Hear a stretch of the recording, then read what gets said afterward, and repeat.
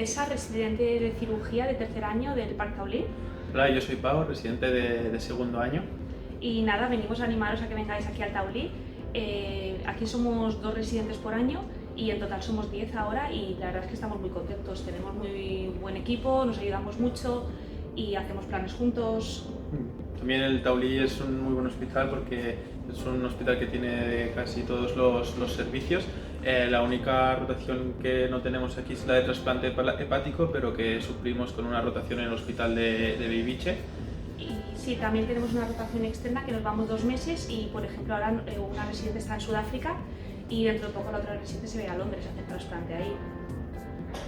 Bueno, también una cosa buena de aquí de este hospital es que empezamos a tocar la paroscopia ya desde R1, que se establecen también las cirugías que pertocan a cada año de residencia, y cuando se presentan estas en las guardias o durante el día a día, pues es ese residente el que va a quirófano. Pues sí, y luego cualquier cosa, si queréis saber algo más específico sobre qué rotaciones hacemos, el tema guardias, tardes, pues nos escribís y aquí estamos encantados de recibiros. Os animamos a que vengáis al Hospital Parc Taulí.